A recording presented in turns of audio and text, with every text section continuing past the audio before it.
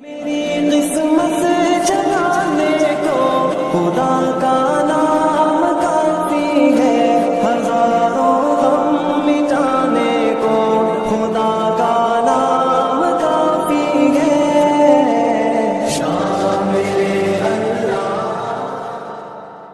حضرت والا کے اس چینل کو سبسکرائب کریں اور بیل آئیکن پر کلک کر کے آل نوٹیفیکیشن کو سلیکٹ کریں تاکہ حضرت والا کے سارے بیانات آپ تک پہلے پہنچیں۔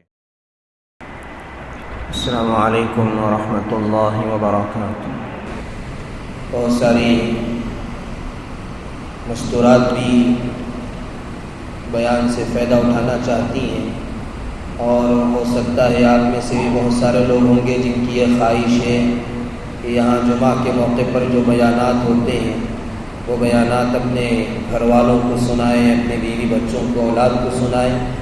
تو اس کی سہولت کے لیے ایک یوٹیوب چینل بنایا گیا ہے مدنی دسترخوان کے نام سے، اس میں یہ سارے بیانات اپلوڈ کیے جاتے ہیں۔ آپ حضرات اس سے بھی استفادہ کر سکتے ہیں۔ مدنی دسترخوان کے نام سے یہ چینل موجود ہے۔ الحمدللہ نحمده ونستعینه ونستغفره ونؤمن به ونتوکل علیہ ونعوذ باللہ من شرور انفسنا ومن سیئات اعمالنا، من يهده الله فلا مضل له ومن يضلله فلا هادي له، ونشهد أن لا إله إلا الله وحده لا شريك له، ونشهد أن سيدنا وسندنا وحبيبنا ومولانا محمدا عبده ورسوله. أما بعد فقد قال الله تبارك وتعالى: أعوذ بالله من الشيطان الرجيم، بسم الله الرحمن الرحيم. أَوَلَمْ نُعَمِّرْكُمْ مَا يَتَذَكَّرُ فِيهِ مَنْ تَذَكَّرَ وَجَاءَكُمُ النَّذِيرُ. وَقَالَ النَّبِيُّ صَلَّى اللَّهُ عَلَيْهِ وَسَلَّمَ: الدُّنْيَا مَزْرَعَةُ الْآخِرَةِ، أَوْ كَمَا قَالَ عَلَيْهِ الصَّلَاةُ وَالسَّلَامُ. رَبِّ اشْرَحْ لِي صَدْرِي وَيَسِّرْ لِي أَمْرِي واحلل عقدة من لساني يفقه قولي. اللهم صل على سيدنا محمد وعلى آل سيدنا محمد وبارك وسلم. اللهم صل على سيدنا محمد وعلى آل سيدنا محمد وبارك وسلم. اللهم صل على سيدنا محمد وعلى آل سيدنا محمد وبارك وسلم.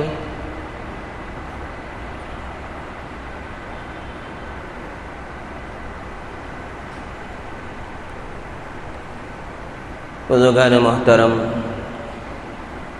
نوجوانان عزیز، گزشتہ اور پیوستہ جمعہ آپ کو یاد ہوگا ہم سب کی جو اصل زندگی ہے، آخرت کی جو زندگی ہے،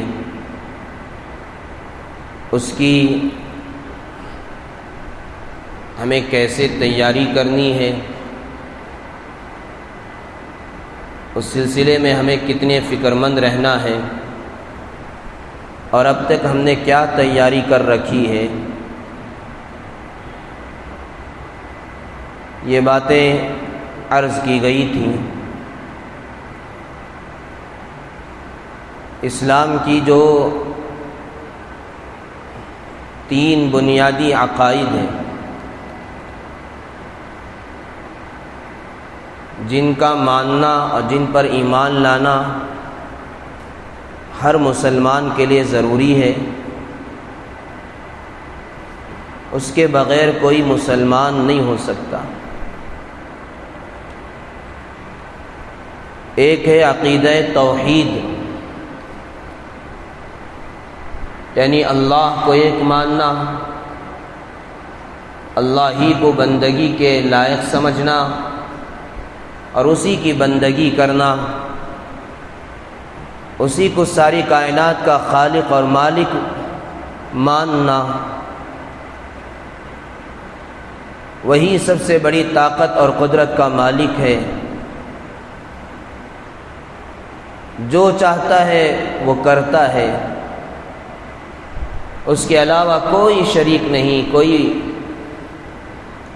اس کا ساتھی نہیں۔ یہ عقیدہ توحید ہے۔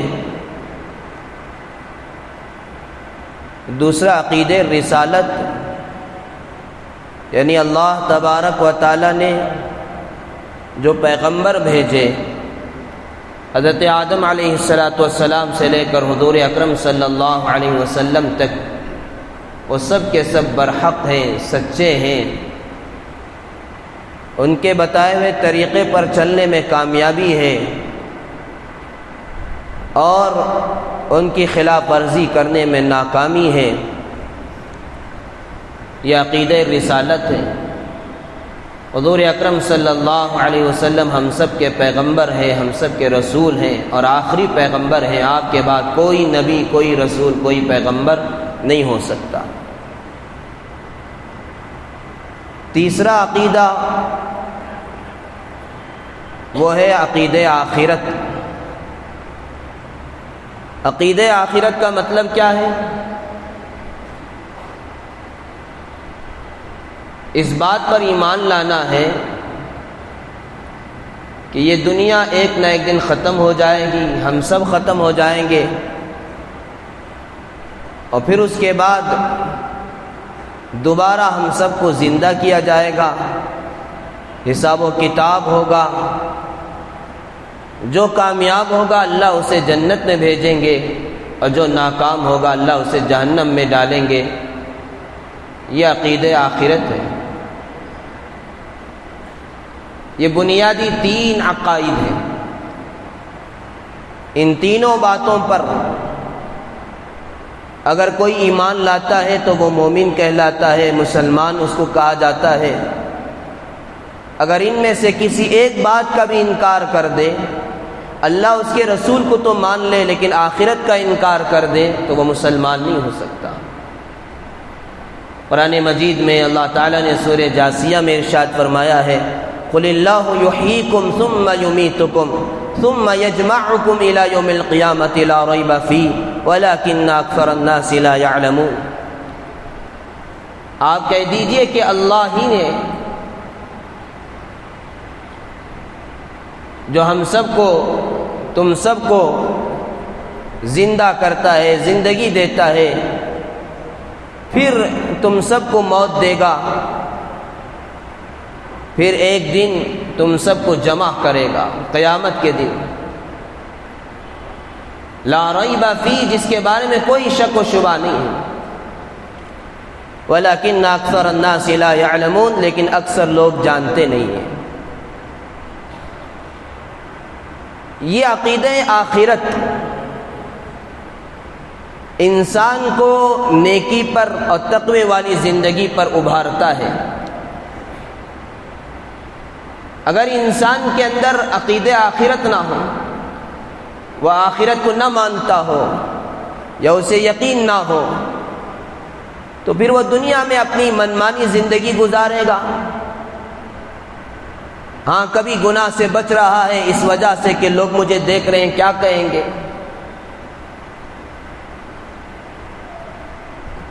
لیکن جس کے دل میں آخرت کا عقیدہ ہو، یقین ہو، اسے کوئی دیکھے نہ دیکھے، کوئی پوچھے نہ پوچھے، اسے ہمیشہ اس بات کا ڈر لگا رہے گا کہ اللہ دیکھ رہا ہے، کل قیامت میں اللہ تعالیٰ میرا حساب لیں گے، مجھے اللہ کے سامنے جواب دینا ہے۔ فَمَن يَعْمَلْ مِثْقَالَ ذَرَّةٍ خَيْرًا يَرَهُ، جو ذرے کے برابر نیکی کرے گا وہ کل اپنی آنکھوں سے اس کو دیکھ لے گا۔ وَمَن يَعْمَلْ مِثْقَالَ ذَرَّةٍ شَرًّا يَرَهُ، اور جو ذرے کے برابر بھی برائی کرے گا، آج لوگ دیکھیں نہ دیکھیں، لیکن کل قیامت میں وہ خود دیکھ لے گا، ہر نیکی کو بھی دیکھے گا، ہر برائی کو بھی دیکھ لے گا۔ تو اللہ نے یہ دنیا کی جو زندگی ہمیں عطا کی ہے آخرت کی تیاری کے لیے۔ الدنیا مزرعۃ الآخرہ، دنیا یہ آخرت کی کھیتی ہے، یہاں جو بوئے گا وہ آخرت میں اس کو پائے گا، یہاں جس چیز کی بیج ڈال رہا ہے اس کا پھل وہ آخرت میں پالے گا۔ نیکیاں کر رہا ہے تو اس کا ثواب، اس کا اجر ملے گا، برائیاں کر رہا ہے، گناہوں کی زندگی گزار رہا ہے تو اس کی سزا اور اس کا عذاب پائے گا۔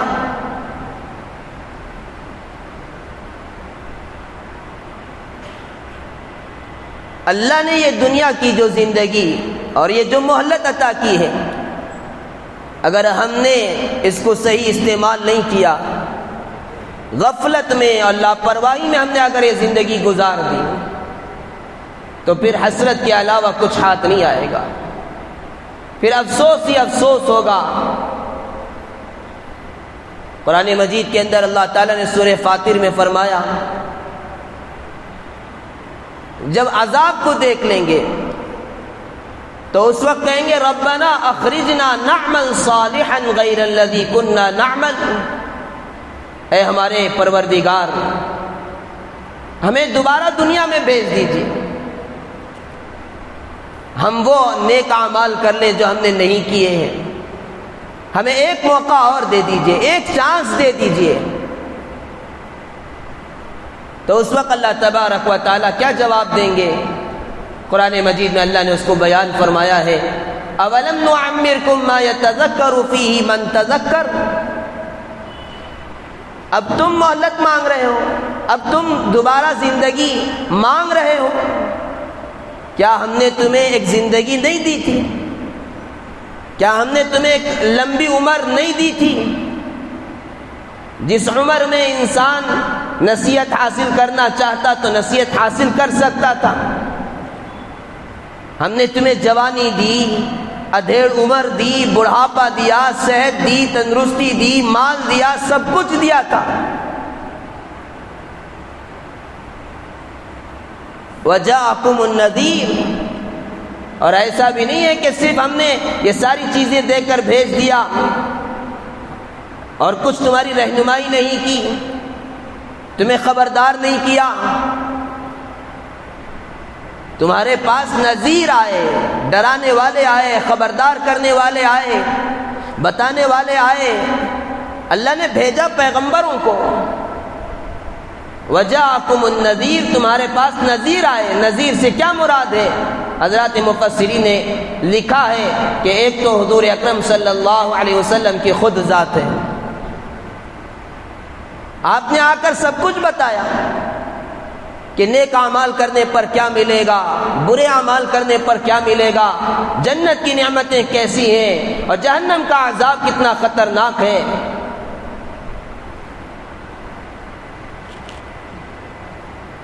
وجاءکم النذیر، بعض مفسرین فرماتے ہیں کہ نذیر سے مراد ایک تو حضرات انبیاء علیہم السلام بھی ہیں اور اس کے ساتھ ساتھ سفید بال ہیں۔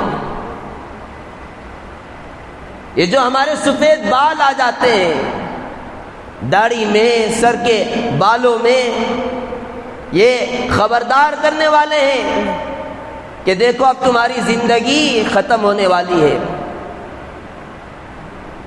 اب تم موت کے قریب پہنچ چکے ہو، اب کھیتی پک چکی ہے، اب تو اس کھیتی کو کاٹنا ہے۔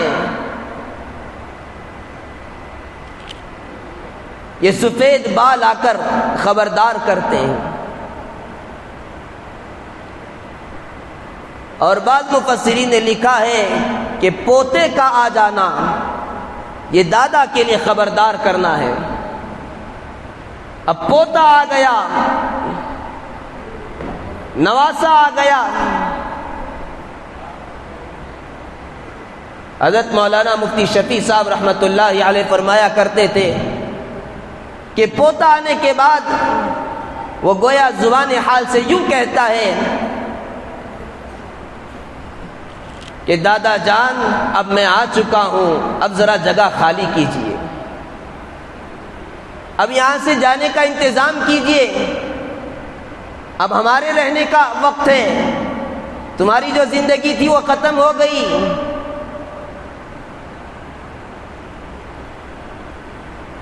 روایت میں آتا ہے کہ ایک صاحب کی حضرت اسرائیل علیہ السلام سے ملاقات ہوئی اور کہا، انہوں نے شکایت کی کہ آپ عجیب ہو کہ جب چاہتے ہو کسی کے پاس پہنچ جاتے ہو، آنے سے پہلے ذرا نوٹس تو بھیجا کرو۔ دنیا میں کسی کو معزول کرنا ہوتا ہے تو پہلے نوٹس بھیجی جاتی ہے، اور آپ ہمیں معزول کرنے کے لیے آ رہے ہو اور کوئی نوٹس نہیں بھیجتے۔ حضرت اسرائیل علیہ السلام نے کہا، میں نوٹس پر نوٹس بھیجتا ہوں۔ کہا کہ بخار کا آ جانا یہ میری طرف سے نوٹس ہے، بیماری آنا میری طرف سے نوٹس ہے، سفید بال آ جانا میری طرف سے نوٹس ہے، پوتے کا آ جانا میری طرف سے نوٹس ہے۔ میں نوٹس پر نوٹس بھیجتا ہوں، لیکن تم اس نوٹس پر نوٹس نہیں لیتے، دھیان نہیں دیتے، توجہ نہیں کرتے۔ تو اللہ تعالیٰ فرمائیں گے وَجَاءَكُمُ النَّذِيرُ، تمہارے پاس خبردار کرنے والے بھی آئے تھے اور تمہیں ایک لمبی عمر ہم نے دی تھی، لیکن تم نے غفلت میں اللہ فرمائے لاپرواہی میں زندگی گزاری۔ فَذُوقُوا، اب اس کا مزہ چکھو، سزا چکھو۔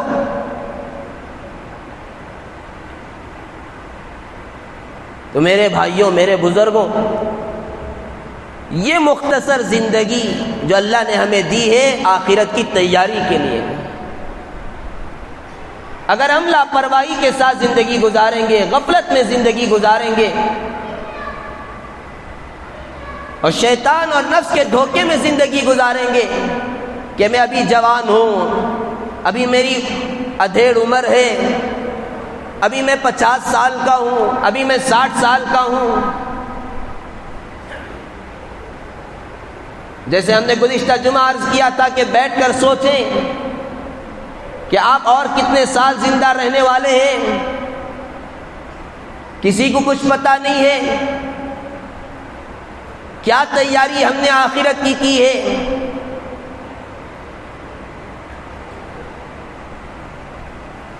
ڈرانے والے آ رہے ہیں، خبردار کرنے والے آ رہے ہیں، اور پھر بھی ہم غفلت والی زندگی گزار رہے ہیں۔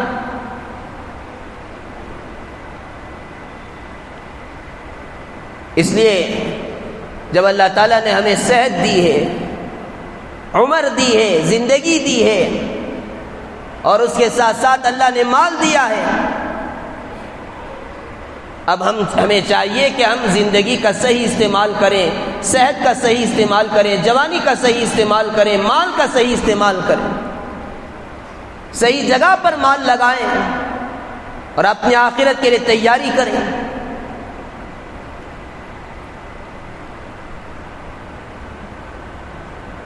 ایک مرتبہ حضرت عائشہ رضی اللہ تعالیٰ عنہ فرماتی ہیں کہ گھر والوں نے یا صحابہ اکرام نے بکری ذبح کی اور سب کو تقسیم کر دیا۔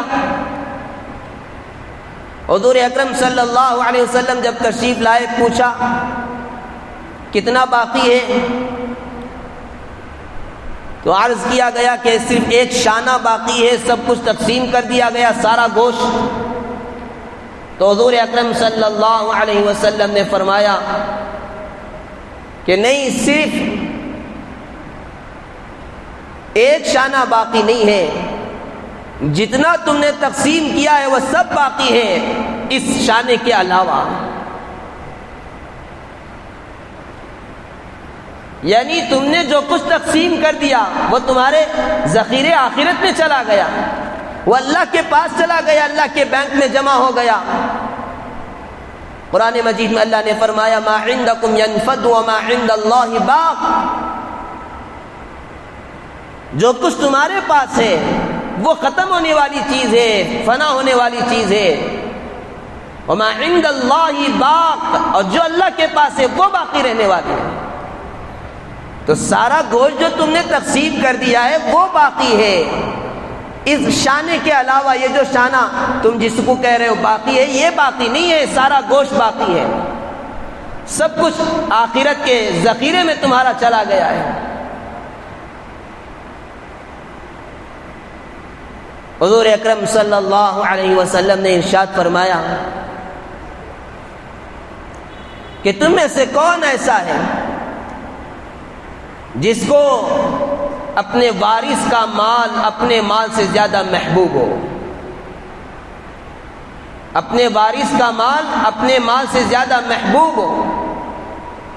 صحابہ نے کہا کہ اللہ کے نبی ہم میں سے کوئی ایسا نہیں ہے جس کو اپنے وارث کا مال محبوب ہو، سب کو اپنا مال محبوب ہوتا ہے۔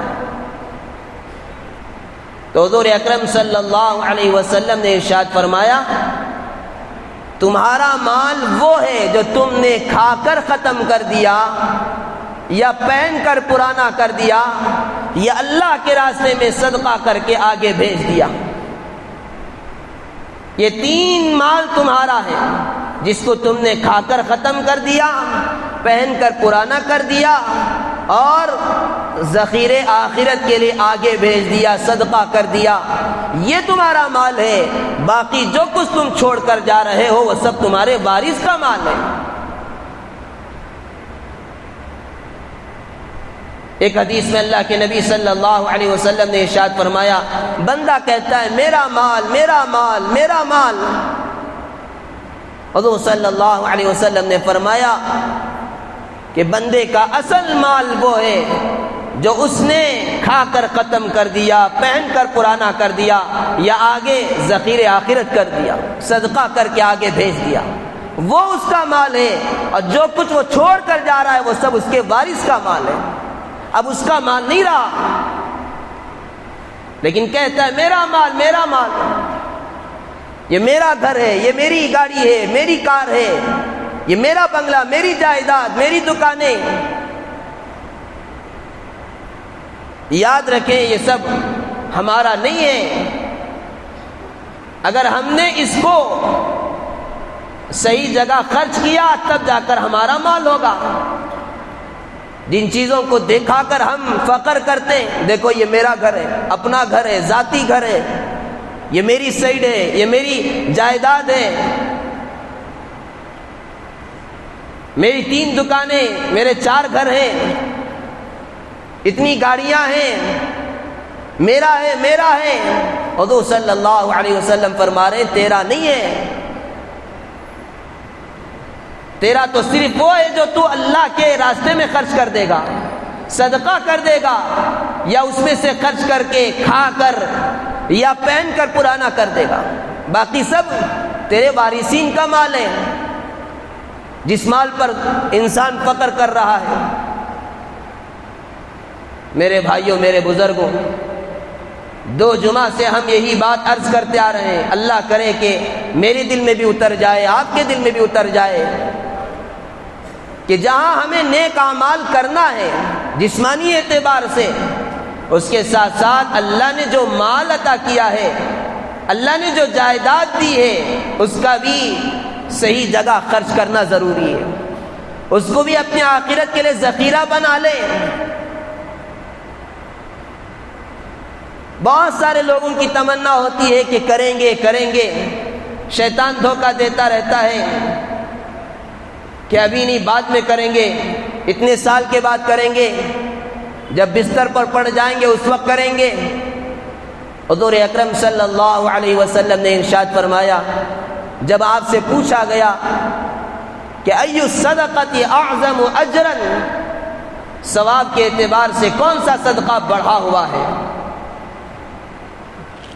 یعنی کون سا صدقہ ایسا ہے جس میں ثواب زیادہ ملتا ہے، حضور اکرم صلی اللہ علیہ وسلم نے ارشاد فرمایا ایسے وقت میں صدقہ کرنا جب کہ تم صحیح انت صحیح، جب تم صحت مند ہو، تندرست ہو.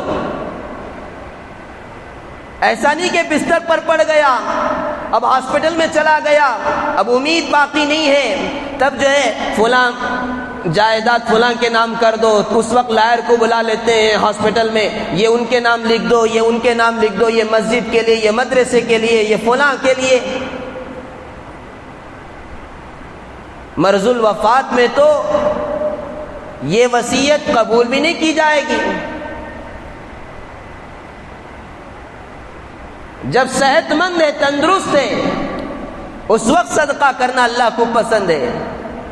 وَشَحِيحٌ، مال کی حرص ہے، اور مال بڑھ جائے، اور دکانیں ہو جائے، اور جائیداد بڑھ جائے، اور بینک بیلنس بڑھ جائے، یہ تمنا ہو، یہ حرص ہو، اس وقت صدقہ کرنا اللہ کو زیادہ پسند ہے، ثواب زیادہ ہے. اور تیسری چیز فرمایا، جب تمہارے اندر فقر کا اندیشہ ہو، خطرہ ہو کہ میں خرچ کروں گا تو کہیں میں فقیر نہ ہو جاؤں، مالدار بننے کی تمنا ہو، اس وقت صدقہ کرنا اللہ کو زیادہ پسند ہے اور ثواب بھی زیادہ ملتا ہے. فرمایا ایسا نہیں کہ آدمی موت کے قریب پہنچ گیا، اب کہتا ہے کہ یہ فلاں کو دے دو، یہ فلاں کو دے دو. اب آپ کا مال نہیں رہا، اب تو وہ وارث کا مال ہو چکا ہے. اب آپ کی بات اس میں نہیں چلے گی، چاہے آپ رجسٹر کر دیں بینک یا کسی پیپر میں لکھ کر دے دیں، لیکن شریعت یہ کہتی ہے کہ اس کو قبول نہیں کیا جائے گا، اب تو وارث کا مال ہو چکا. اس لیے اسی وقت اللہ نے موقع دیا ہے، یقین کرتے ہوئے،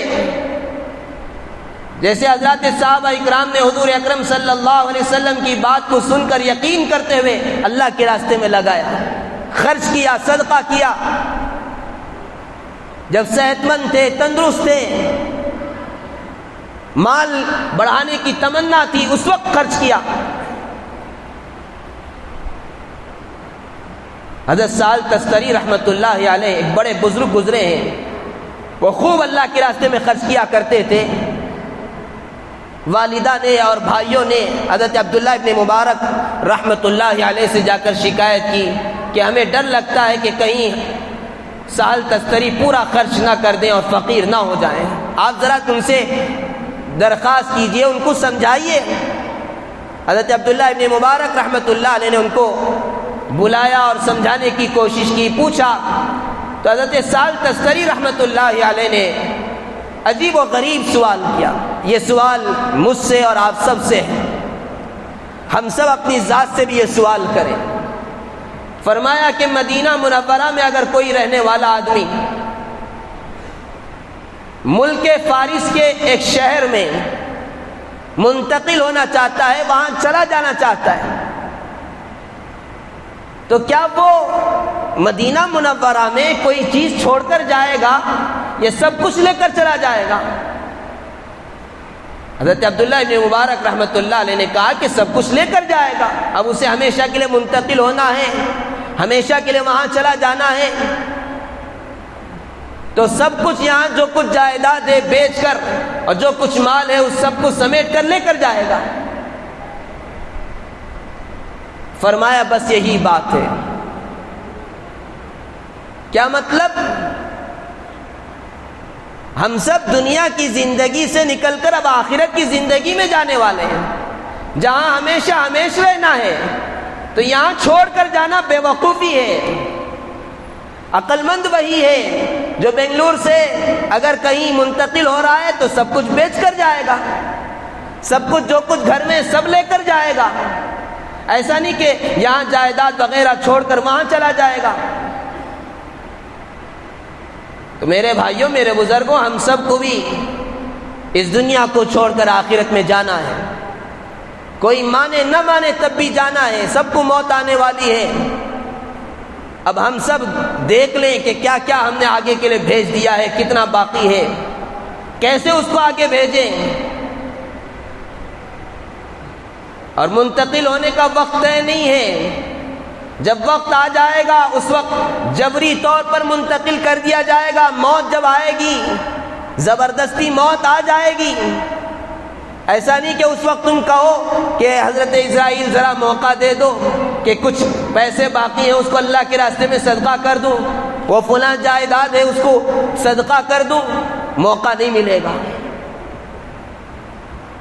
ایمان ہمارا, یقین ہمارا پکا ہو. بہلول دانا ہارون رشید رحمت اللہ علیہ کے دور میں دریا کے کنارے بیٹھ کر مٹی میں گھر بنا رہے ہیں, جیسے بچے گھر بناتے ہیں مٹی میں. ہارون رشید اپنی اہلیہ حضرت زلیخا کے ساتھ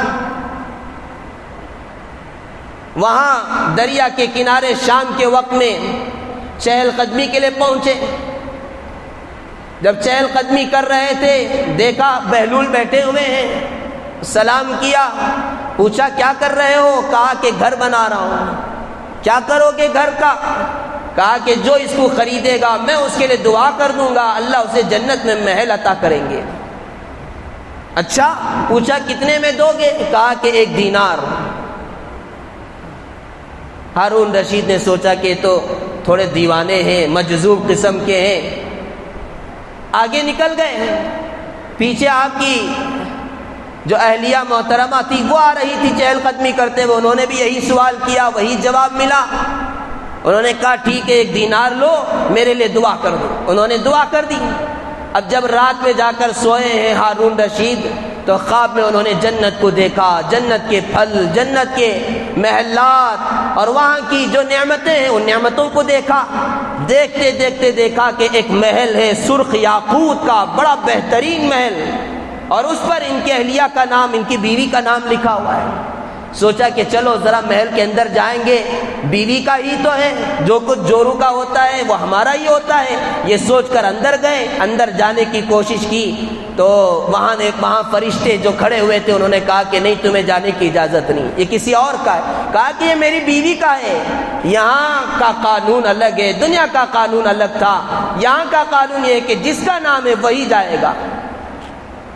جب انہوں نے, فرشتے نے اندر جانے سے منع کیا اور ان کو دھکا دیا تو بیدار ہو گئے. اب ان کو لگا کہ بہلول دانا نے جو گھر بنا کر بیچا تھا, دعا کی تھی, اللہ نے ان کی دعا کو قبول کر لیا ہے. کاش کہ میں بھی گھر خرید لیتا, لیکن اب موقع نہیں ہے. چلو صبح کل بھی جائیں گے, دیکھیں گے, اگر اس وقت بھی بیچ رہے ہو تو خرید لیں گے. یہ سوچ کر دوسرے دن گئے, تلاش کرتے رہے, دیکھا کہ ایک جگہ بیٹھ کر گھر بنا رہے ہیں. پوچھا, وہی سوال و جواب ہوا. اب پوچھا کتنی قیمت؟ کہا کہ ساری دنیا کی بادشاہت. ہارون رشید نے کہا کہ کل تو 1 دینار میں اور آج اتنی قیمت کہ ساری دنیا کی بادشاہت, اور وہ بھی میں دے نہیں سکتا. حضرت بہلول نے کہا کہ کل جو معاملہ تھا وہ بغیر دیکھے تھا, آج جو معاملہ ہو رہا ہے وہ دیکھ کر ہو رہا ہے. میرے بھائیوں, میرے بزرگوں, آج یقین کر لیں, قرآن و حدیث کی باتوں پر ایمان لائیں. موقع ہے, اللہ نے موقع دیا ہے, اس کو غنیمت سمجھتے ہوئے اپنی آخرت کے لیے کچھ نہ کچھ بنا لیں, اپنی آخرت کا ذخیرہ بنا لیں. موقع اللہ نے دیا ہے. جو جائیدادیں ہیں اور جو کچھ مال ہے اس کا حساب کر کے اپنی اولاد کے لیے جتنا چھوڑنا ہے چھوڑ کر باقی سب کچھ اپنی آخرت کے لیے بنائیں. آج بغیر دیکھے کہا جا رہا ہے, آج یقین کر لیں گے جنت سستی ہے, لیکن جب آنکھ بند ہو جائے تو اس وقت پھر بہت مہنگی ہے. قرآن میں اللہ نے کہا سورہ معارج میں, یود المجرم لو یفتدی من عذاب یومئذ ببنی وصاحبته واخیہ وفصیلته التي تؤوی ومن فی الارض جميعا ثم ینجی. کلا, اللہ نے کہا کہ مجرم کل قیامت کے دن جب عذاب کو دیکھ لے گا, وہاں کے حالات کو دیکھ لے گا, جب اس وقت کہے گا, اس وقت وہ تمنا کرے گا اور وہ چاہے گا کہ میں اس عذاب سے چھٹکارا حاصل کرنے کے لیے اپنے بچے کو دے دوں, اپنی بیوی کو دے دوں, اپنے دوست کو دے دوں, اپنے سارے خاندان کو دے دوں, اس گھر کو دے دوں جس گھر میں رہتا تھا. ومن فی الارض جمیعا ثم ینجی، بلکہ دنیا میں جو کچھ ہے وہ سب کچھ دے کر نجات حاصل کر لو۔ اللہ نے کہا کلا، ہرگز ایسا نہیں ہو سکتا۔ آج اللہ نے موقع دیا ہے، آج 1 روپے صدقہ کرنے پر جو اجر و ثواب ہے، آنکھ بند ہونے کے بعد وہ نہیں ہے۔ ایک مرتبہ حضور اکرم صلی اللہ علیہ وسلم جہاد سے واپس تشریف لائے، دریا کے کنارے پڑاؤ ڈالا، فراغت حاصل کرنے کے بعد قضائے حاجت سے تیمم کرنے لگے۔ دریا کے قریب ہیں، صحابہ نے کہا اللہ کے نبی پانی قریب ہے، وہاں جا کر وضو کر سکتے ہیں، آپ تیمم فرما رہے ہیں۔ حضور صلی اللہ علیہ وسلم نے ارشاد فرمایا مجھے اپنی زندگی کا بھروسہ نہیں ہے کہ وہاں تک جا پاؤں گا، اس کا کوئی بھروسہ نہیں ہے۔ آج ہمیں دیکھیں کتنا بھروسہ ہے اور کتنی تمنائیں، کتنی مرادیں ہیں۔ حضور صلی اللہ علیہ وسلم فرما رہے ہیں کہ پانی قریب ہے، دریا ہے، وہاں تک جا پاؤں گا اس کی مجھے امید نہیں ہے، اس نے فوراً تیمم فرما لیا، پھر اس کے بعد وہاں جا کر وضو کیا، نماز سے فارغ ہوئے، صحابہ جمع ہو کر بیٹھ گئے۔ حضور صلی اللہ علیہ وسلم نے سوال فرمایا کہ میرے صحابہ بتاؤ سب سے عجیب ایمان کس کا ہے؟ سب سے عجیب ایمان کس کا ہے؟ صحابہ نے فرمایا فرشتوں کا۔ حضور صلی اللہ علیہ وسلم نے فرمایا نہیں، فرشتے تو معصوم ہیں، اللہ نے ان کو معصوم بنا دیا ہے، لا یعصون اللہ ما امرهم ویفعلون ما یؤمرون۔ اور فرشتے وہ اللہ کی مدد کو دیکھتے ہیں اور عرش کے اوپر کے حالات کو دیکھتے ہیں، تو ان کا ایمان لانا کوئی عجیب بات نہیں ہے، وہ ایمان نہیں لائیں گے تو کیا کریں گے؟ پھر کہا کہ حضرات انبیاء علیہ السلام کا ایمان عجیب ہے۔ حضور صلی اللہ علیہ وسلم نے فرمایا نہیں، حضرات انبیاء علیہ السلام تو وہ ہیں جن پر اللہ کی طرف سے وحی آتی ہے، معجزات دیے جاتے ہیں، کتابیں ان پر نازل کی جاتی ہے، وہ ایمان نہیں لائیں گے تو کون لائے گا؟ پھر کہا کہ پھر تو ہمارا ایمان عجیب ہے، صحابہ اکرام کا۔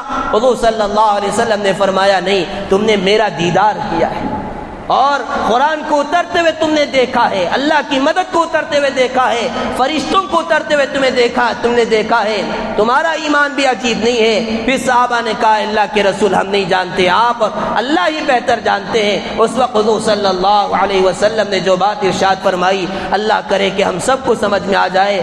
آپ نے فرمایا بڑی خوشخبری دی ہے، آپ نے فرمایا سب سے زیادہ عجیب ایمان ان کا ہے جو میرے بعد سینکڑوں سالوں کے بعد پیدا ہوں گے، جنہوں نے مجھے نہیں دیکھا، قرآن کو اترتے ہوئے نہیں دیکھا، فرشتوں کو نہیں دیکھا، لیکن ان کو جب ان کے سامنے میرے وارث علماء اکرام بیان کریں گے، قرآن و حدیث کی باتیں پیش کریں گے تو اس پر ایمان لاتے ہوئے عمل کریں گے۔ اللہ کو ان کا ایمان سب سے زیادہ عجیب ہے۔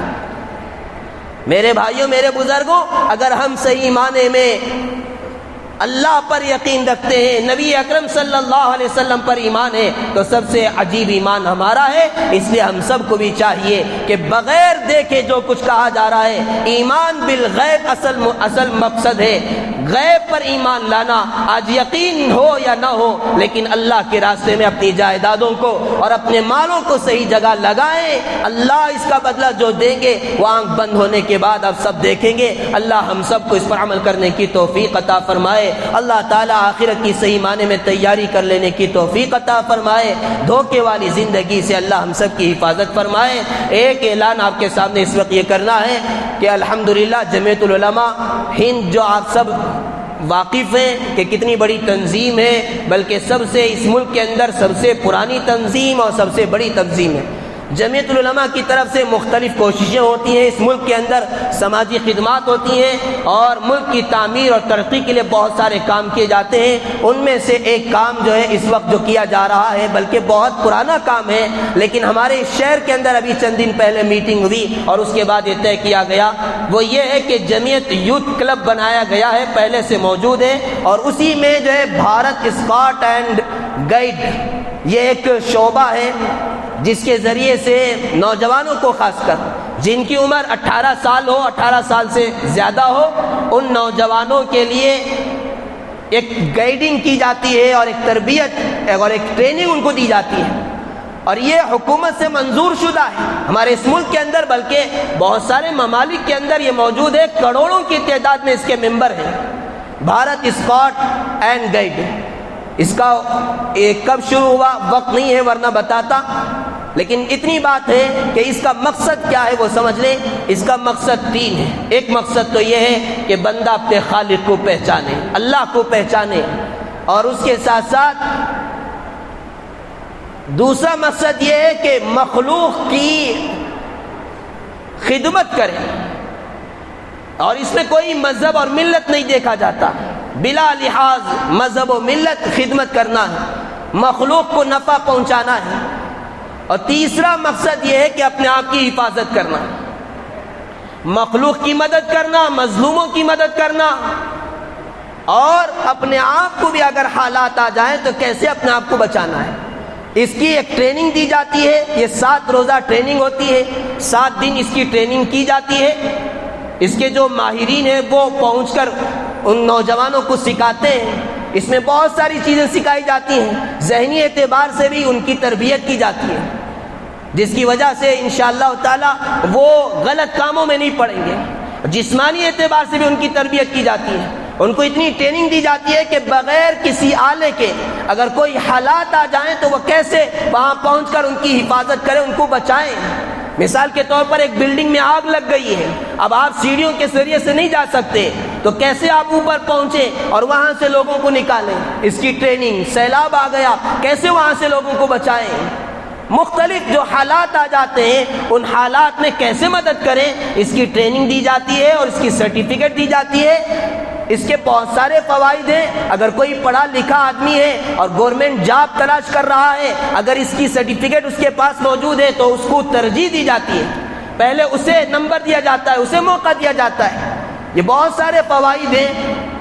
ان فوائد کے ساتھ ساتھ اصل مقصد جمعیت علماء کا یہ ہے کہ اللہ کے نبی صلی اللہ علیہ وسلم نے جو ارشاد فرمایا ہے، خیر الناس من ينفع الناس، لوگوں میں سب سے بہتر وہ ہے جو لوگوں کو نفع پہنچائے۔ اپنے آپ کی بھی حفاظت کرنا ہے، لوگوں کی بھی حفاظت کرنا ہے۔ آج جو حالات ہیں آپ سب واقف ہیں کہ کس طرح کے حالات ہیں، ان حالات میں آپ اپنے آپ کی کیسے حفاظت کریں، اپنے آپ کو کیسے بچائیں گے، اور اگر کہیں کسی پر ظلم ہو رہا ہے تو آپ ان کو کیسے بچائیں گے۔ آپ کے پاس باقاعدہ سرٹیفکیٹ ہوگی، آپ اس سرٹیفکیٹ کے ذریعے سے اور آپ نے جو ٹریننگ حاصل کی ہے اس کے ذریعے سے ان کی مدد کر سکیں گے۔ ابھی انشاءاللہ تعالی 20 تاریخ کو یہ ٹریننگ کیمپ رکھا جا رہا ہے، یہیں جو ایئرپورٹ ہے وہاں قریب میں حکومت کی طرف سے جو انتظام کیا گیا ہے وہاں موجود ہے، وہاں جا کر ہمارے یہ نوجوان پہنچ کر ٹریننگ حاصل کر سکتے ہیں۔ صرف 7 دن ہے، 7 دن وہاں پہنچیں گے تو ان کی پوری ٹریننگ کی جائے گی، ذہنی اعتبار سے بھی جسمانی اعتبار سے بھی ان کو بہت کچھ اعلیٰ اخلاق اور کردار والا بنایا جائے گا۔ میرے بھائیوں، میرے بزرگوں، آپ حضرات سے گزارش کی جاتی ہے کہ اپنے نوجوانوں کو بھیجنے کی ترتیب بنائیں۔ جو حضرات جانا چاہتے ہیں اور تفصیلات معلوم کرنا چاہتے ہیں وہ مجھ سے ملاقات کر لیں، یا ہمارے مدنی دسترخوان کے جو نوجوان ساتھی ہیں ان سے ملاقات کریں، تفصیلات حاصل کریں اور اپنے آپ کو پیش کریں۔ یہ اس وقت کا بہت اہم کام ہے، اس میں بہت سارے نوجوانوں کی ضرورت ہے اور اس میں سب کو شریک ہونا چاہیے، اور یہ کوئی غیر قانونی نہیں ہے بلکہ بالکل قانونی اعتبار سے ہے، حکومت کی طرف سے منظور شدہ ہے، اور حکومت خود چاہتی ہے کہ اس طرح کے نوجوان پیدا ہوں جو ملک کی ترقی میں اور لوگوں کی مدد میں آگے بڑھے، اور ان کو انعامات جو دیے جاتے ہیں گورنر انعام دیتا ہے، ایسے انعامات ان کو نوازے جاتے ہیں۔ اس لیے میرے بھائیوں، میرے بزرگوں، اس کو غنیمت سمجھتے ہوئے نوجوانوں کو اس میں شریک ہونا چاہیے۔ اللہ تبارک و تعالی ہم سب کو بھی اس کی قدر کرنے کی توفیق عطا فرمائے۔ وآخر دعوانا الحمدللہ رب العالمین۔ سبحان ربي العلي الأعلى الوهاب اللهم لك الحمد ولك الشكر يا الله اللهم صل على سيدنا محمد وعلى آل سيدنا محمد وبارك وسلم اللهم أنت السلام ومنك السلام تباركت يا ذا الجلال والإكرام اللهم إنا نسألك العفو والعافية في الدنيا والآخرة اللهم إنا نعوذ بك من زوال نعمتك وتحول عافيتك وفجاءة نقمتك وجميع سخطك اے مولا کریم اپنے فضل سے ہم سب کے گناہوں کو معاف فرما، اے اللہ خطاؤں کو درگزر فرما۔ اے اللہ یقیناً بہت گندے ہیں لیکن آپ ہی کے بندے ہیں، آپ کے دربار میں بیٹھے ہوئے ہیں، اے اللہ آپ کی رحمت کے بڑے امیدوار ہیں، اے اللہ اپنے ہی فضل و کرم سے ہم سب کو سچی توبہ نصیب فرما دیجئے۔ اے اللہ غفلت والی زندگی جو ہم نے گزار دی ہے اے اللہ معاف فرما کر اے اللہ آئندہ زندگی کو صحیح معنی میں گزارنے کی توفیق عطا فرما دیجئے، شریعت کے مطابق سنت کے مطابق اے اللہ زندگیاں گزارنے کی توفیق عطا فرما دیجئے، ہم سب کی عمروں میں اے اللہ خیر و عافیت کے ساتھ برکت عطا فرما دیجئے، اے اللہ نیک اعمال کر لینے کی، آخرت کا اے اللہ ذخیرہ جمع کر لینے کی توفیق عطا فرما دیجئے، اے اللہ آپ نے صحت دی ہے، اے اللہ عمر دی ہے، قدر نصیب فرما دیجئے، ناقدری سے حفاظت فرما لیجئے، اے اللہ تمام مہلک بیماریوں سے بچا لیجئے، اے اللہ تمام مہلک بیماریوں سے پوری امت مسلمہ کی حفاظت فرما لیجئے، اے اللہ بڑوں کی بھی حفاظت فرما لیجئے، بچوں کی بھی حفاظت فرما لیجئے، دشمنوں کی سازشوں کا شکار ہونے سے بچا لیجئے، اے مولا کریم ہم سب کو نمازوں کا اہتمام نصیب فرما دیجئے، خشوع و خضوع والی نماز نصیب فرما دیجئے، بغیر نماز کے کوئی مسلمان کامیاب نہیں ہو سکتا اس کا یقین نصیب فرما دیجئے،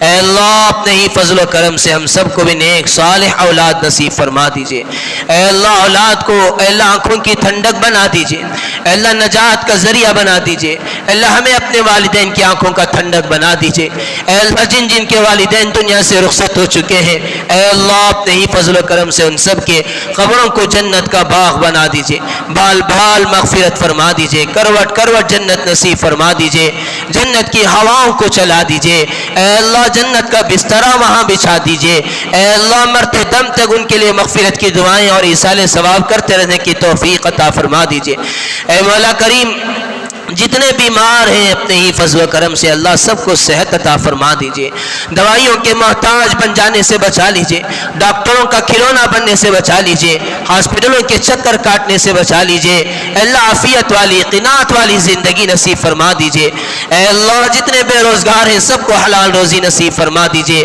برکت والی عافیت والی روزی نصیب فرما دیجئے، اے اللہ کسی کے سامنے کسی محتاج کے سامنے ہاتھ پھیلانے سے بچا لیجئے، سب کو دینے والا ہمیں بنا دیجئے، اللہ اس قابل بنا دیجئے کہ ہم لوگوں کی مدد کریں، اے اللہ کسی کے سامنے اے اللہ سر جھکانے سے ہاتھ پھیلانے سے عاجزی سے ذلت سے رسوائی سے اللہ ہم سب کی حفاظت فرما لیجئے، دنیا اور آخرت کی رسوائی سے بچا لیجئے، اللہ آخرت کی پوری تیاری کر لینے کی توفیق عطا فرما دیجئے، اللہ ہم میں سے کسی کو معلوم نہیں ہے کہ کب موت آ جائے، اے اللہ ہم نے اپنی آنکھوں سے اچھے نوجوانوں کو بھی مرتے ہوئے دیکھ لیا ہے، اے اللہ اچھے صحت مند لوگوں کو بھی مرتے ہوئے دیکھ لیا ہے، بچوں کو بھی مرتے ہوئے دیکھ لیا ہے، نہ جانے اپنے ہاتھوں سے کتنے لوگوں کو کفن پہنا دیا، اے اللہ قبر کے اندر اے اللہ دفن کر دیا، کتنے لوگوں کی ہم نے نماز جنازہ پڑھ لی ہے، اے مولا اپنے ہی فضل سے عبرت حاصل کر کے اپنی آخرت اپنی قبر بنا لینے کی توفیق عطا فرما دیجئے، غفلت سے اے اللہ بچا لیجئے،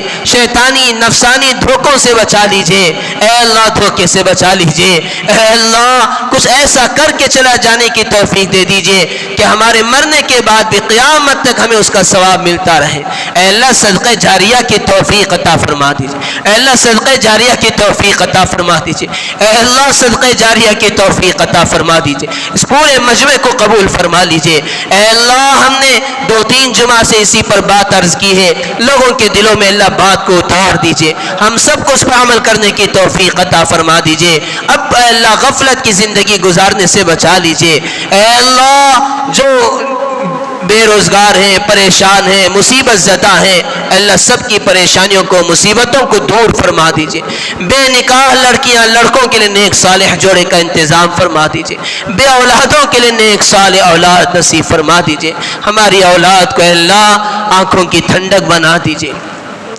اللہ جو مانگا وہ بھی عطا فرما دیجئے، جو مانگنے سے رہ گیا اپنی شان کے مطابق عطا فرما دیجئے، اللہ جو حضرات دعاؤں کی درخواست کرتے ہیں جو امیدیں رکھتے ہیں یا جن کے لیے دعا کرنا حق ہے اللہ جن کا ہمارے اوپر کسی بھی طریقے کا احسان ہے اپنے ہی فضل و کرم سے اللہ ان کے نیک جائز تمناؤں کو پورا فرما دیجئے، ہماری مستورات کو ہماری عورتوں کو بھی نیک ہدایت عطا فرما دیجئے، پردے کا پابند بنا دیجئے، اپنے شوہروں کی اور اپنے والدین کی اپنے بچوں کی اللہ خوب قدر کرنے کی توفیق عطا فرما دیجئے، تمام فتنوں سے اللہ تمام بیکار کی چیزوں میں پڑھنے سے ہم سب کی حفاظت فرما لیجئے۔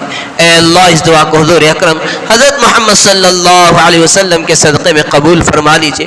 اللہم انا نسألک من خیر ما سألک منہ نبیک حبیبک محمد صلی اللہ علیہ وسلم ونعوذ بک من شر ما استعاذک منہ نبیک حبیبک محمد صلی اللہ علیہ وسلم وانت المستعان علیک البلاغ ولا حول ولا قوة الا باللہ۔ صلی یا رب علی النبی سیدنا محمد وآلہ واصحابہ اجمعین والحمد للہ رب العالمین۔